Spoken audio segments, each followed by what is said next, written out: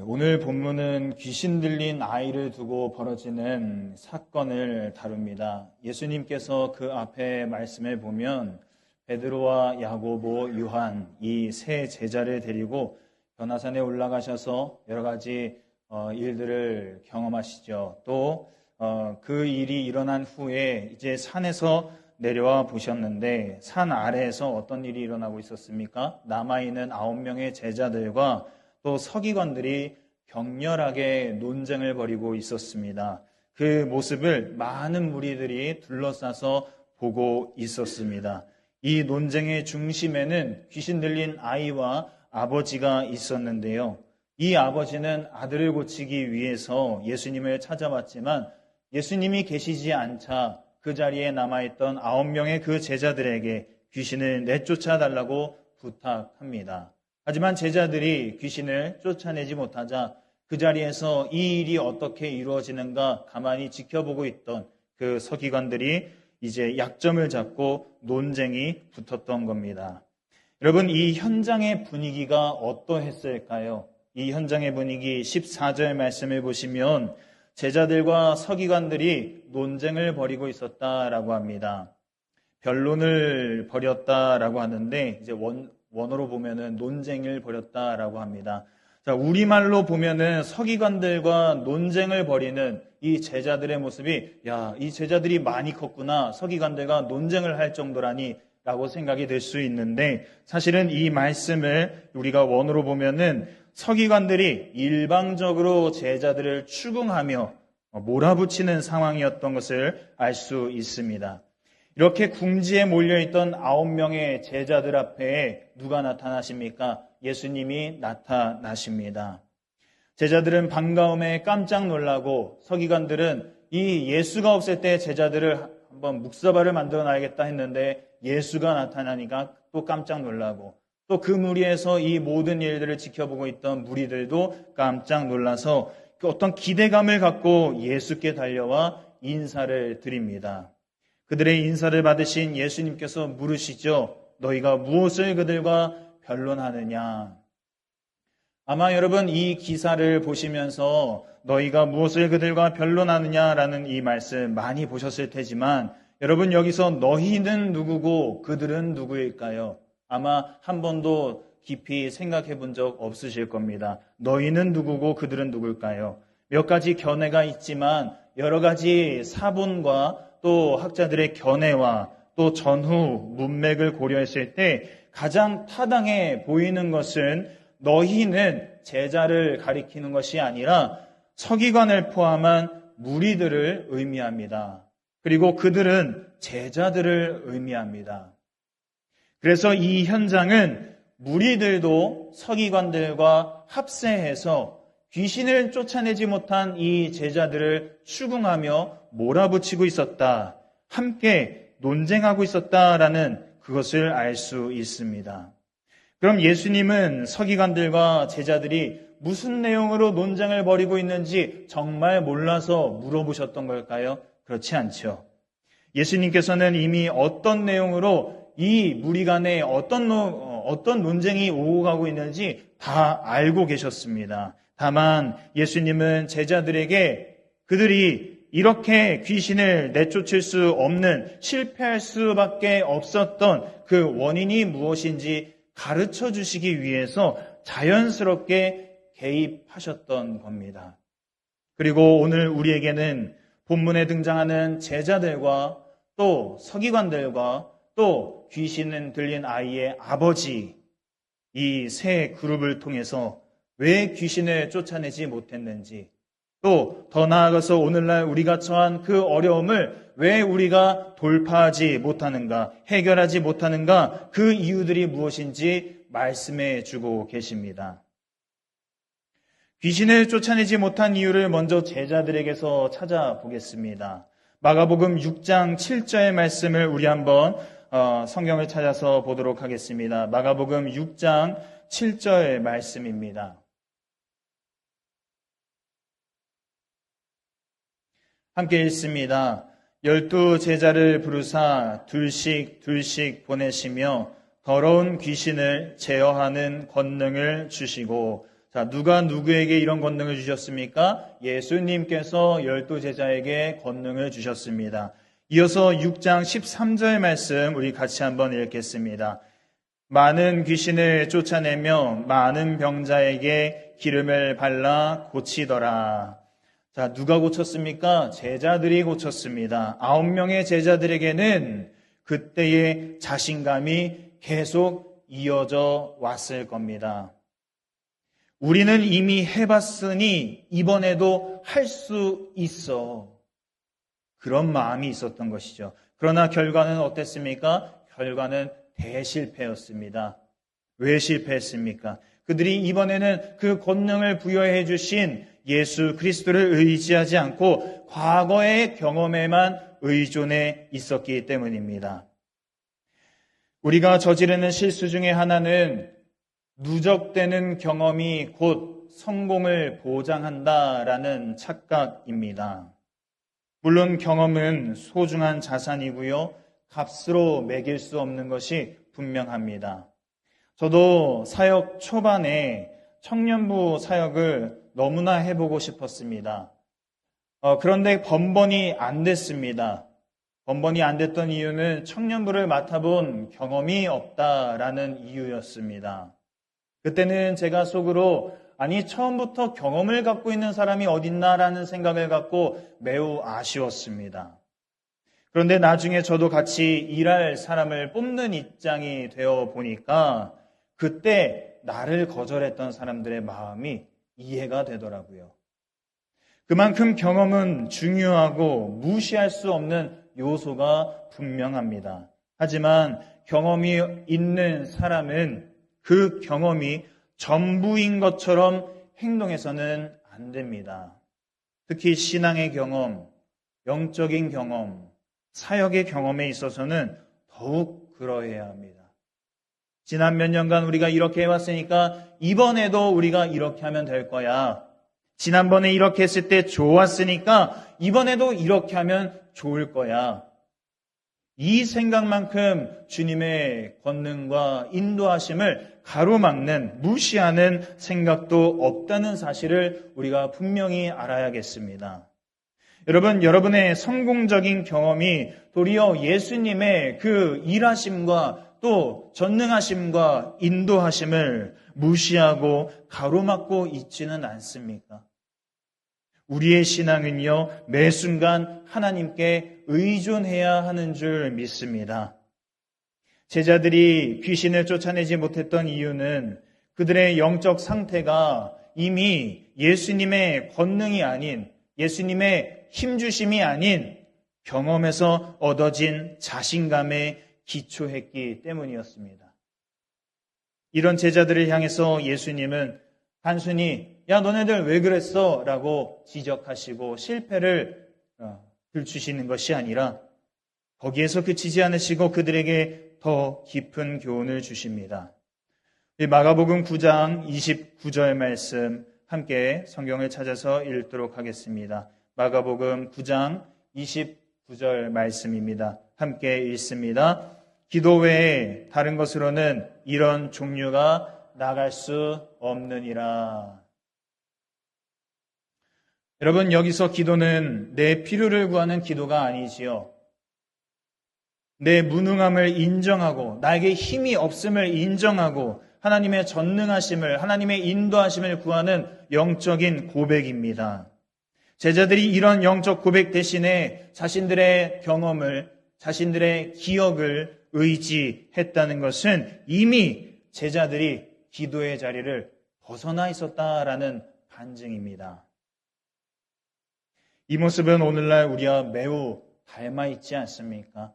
우리가 기도하지 않는 이유 너무나 간단하지 않습니까? 내 힘으로도 충분히 할 수 있다. 내 경험상 이렇게 하면 된다. 그런데 막상 좌절하고 어려움에 빠지고 나면 그 이유를 우리는 어디서 찾습니까? 대부분 내가 아니라, 기도의 자리에서 벗어나 있는 내가 아니라 밖에서 찾습니다. 여러분, 신앙의 실패는 대부분 우리의 자만에서 온다는 사실을 꼭 기억하시기를 바랍니다.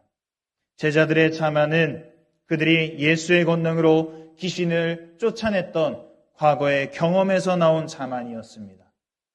우리의 자만은 어디에서 나오는 자만입니까? 우리의 교만은 어디에서 나오고 있는 교만입니까?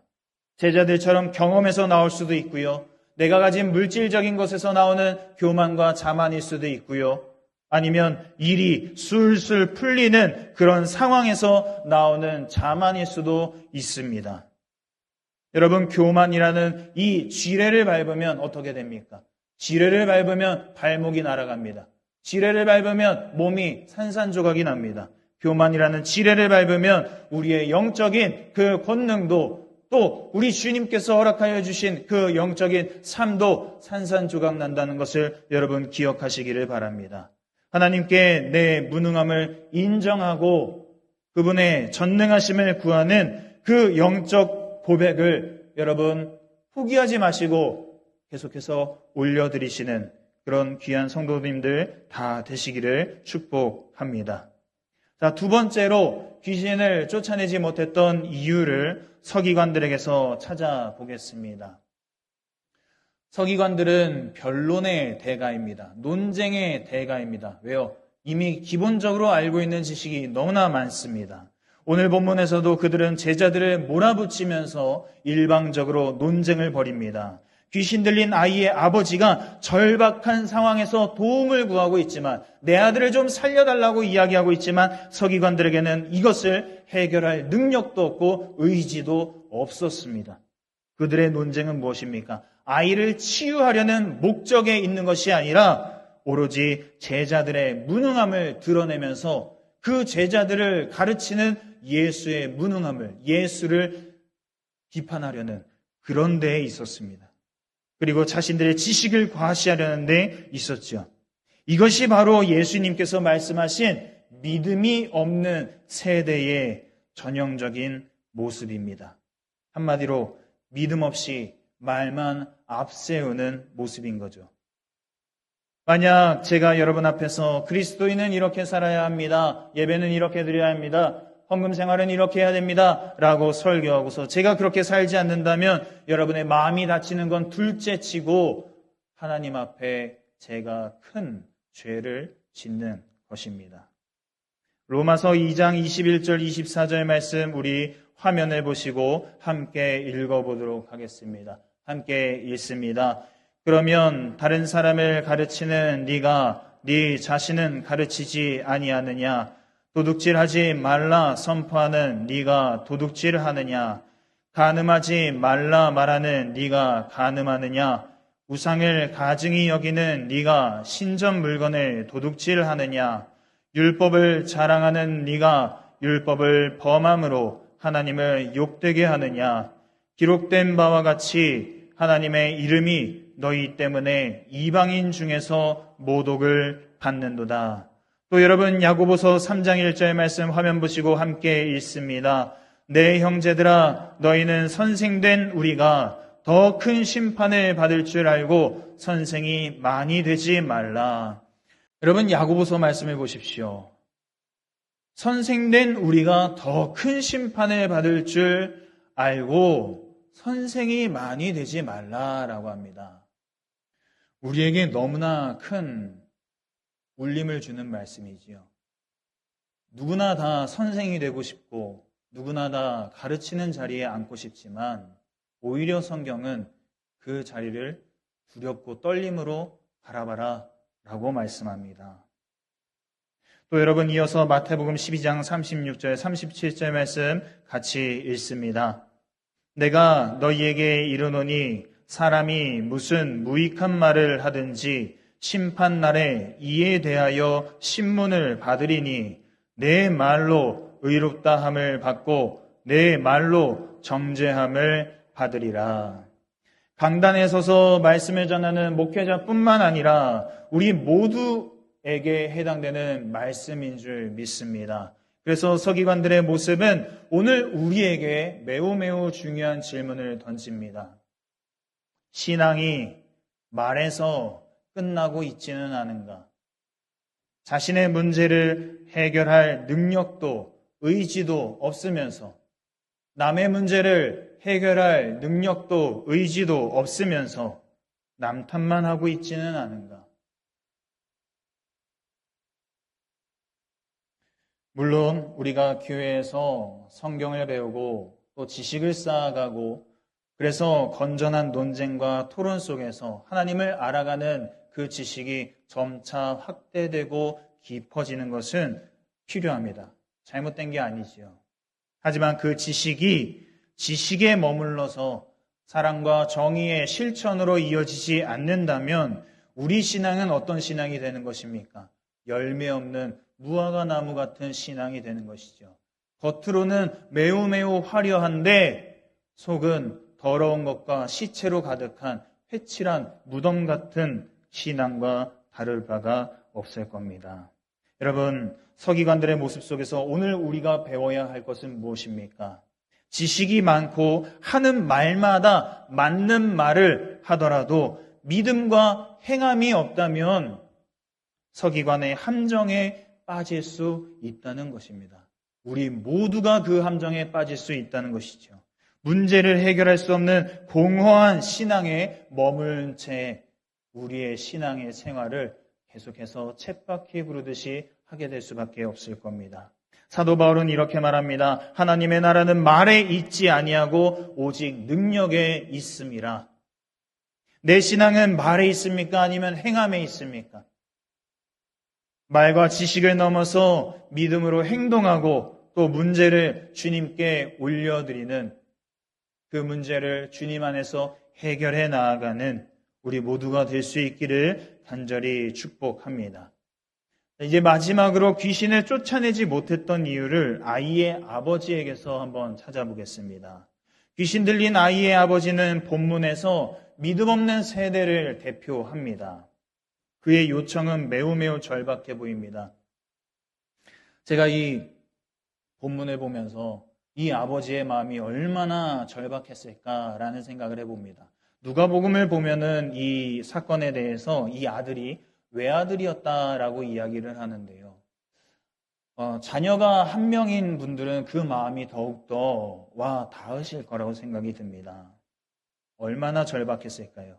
그런데 그 속에는 신뢰와 확신보다는 의심이 자리 잡고 있었기 때문에 예수님이 오시기 전까지 그는 아이를 해결해 주지 못한, 아이에게서 귀신을 쫓아내지 못한 그 제자들을 서기관들과 합세해서 같이 몰아붙이는 그런 자리에 있었습니다.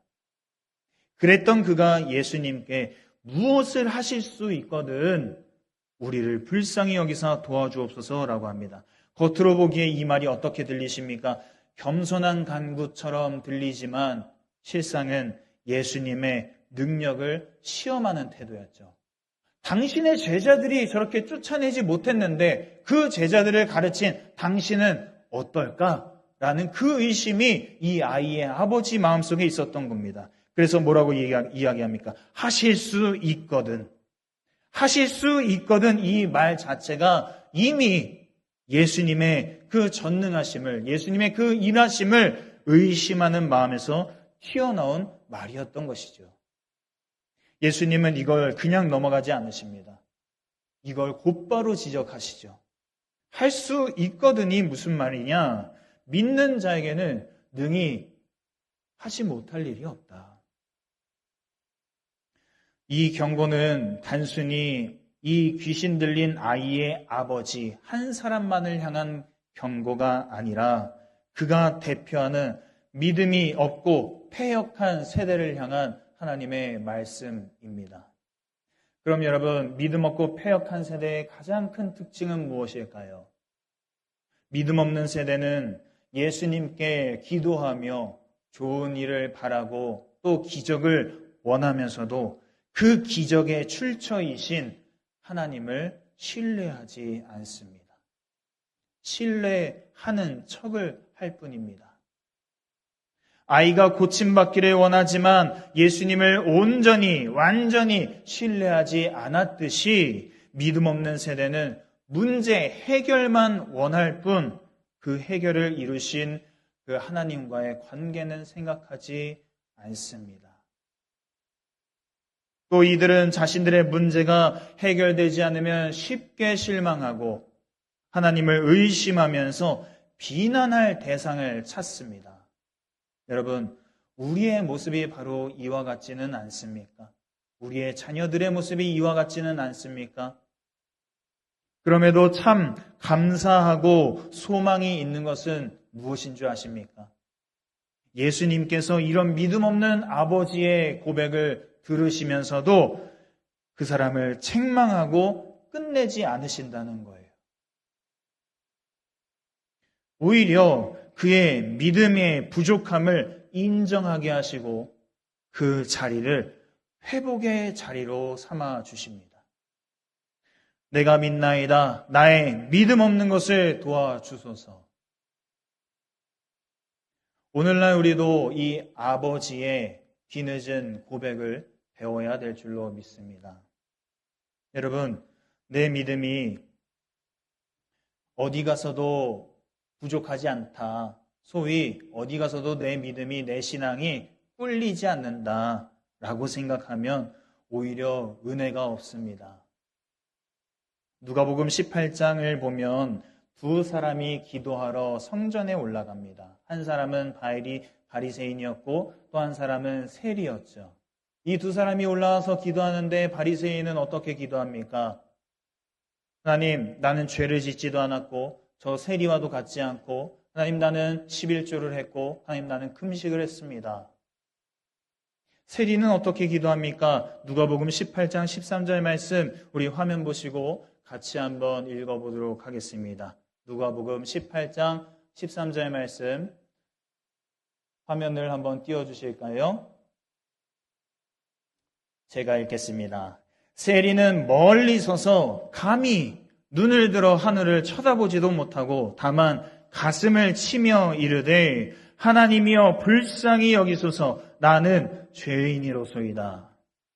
여러분, 누가 의롭다함을 받았습니까? 이 두 사람 중 누가 의롭다함을 받고 내려갔다고 예수님이 말씀하십니까? 세리였습니다. 자기를 낮춘 세리가 의롭다함을 얻었습니다.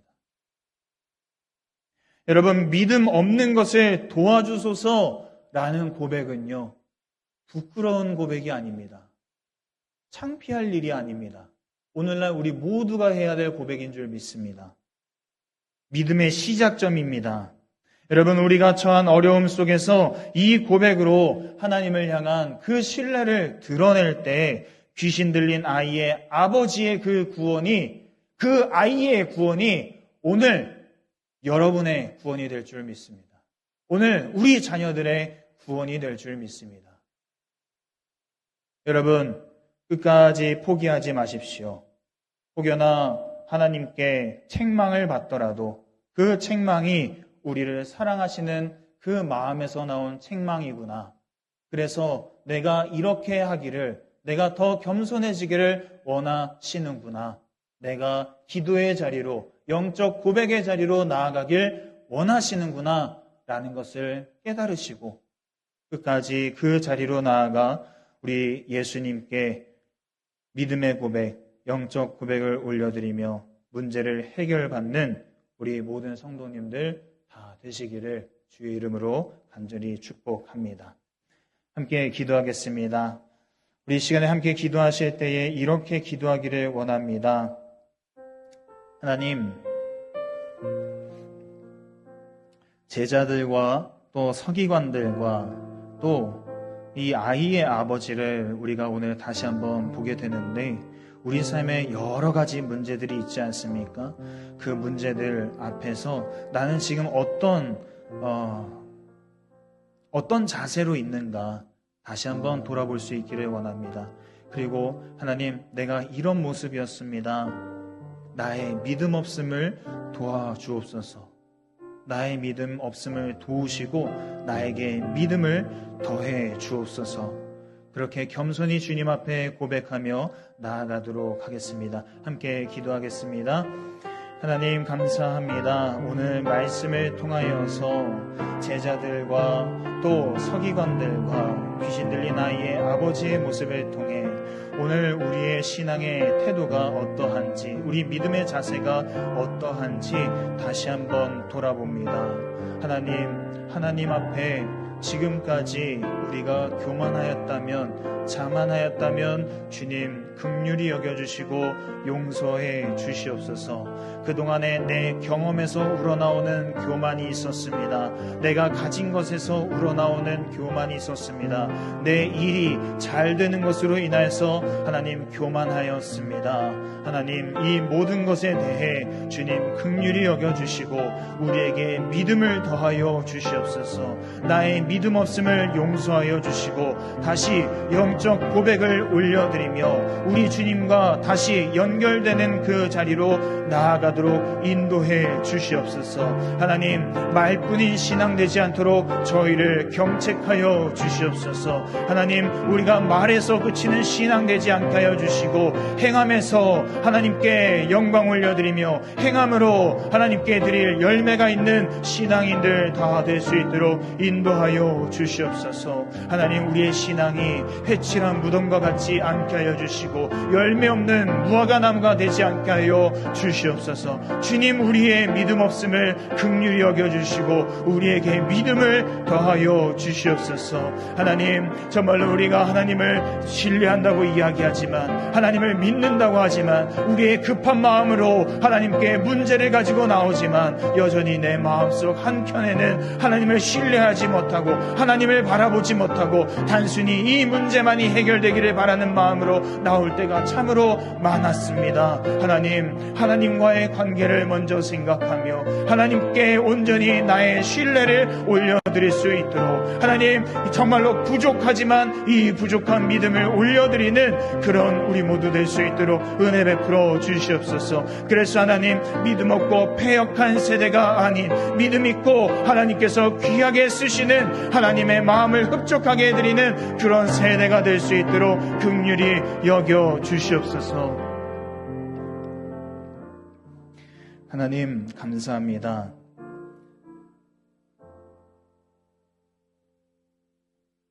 우리의 믿음 없음을 도와주시옵소서. 나의 믿음 없는 것을 도와주시옵소서. 그렇습니다. 주님 앞에 내세울 것이 없습니다. 주님 앞에 잘난 것이 없습니다.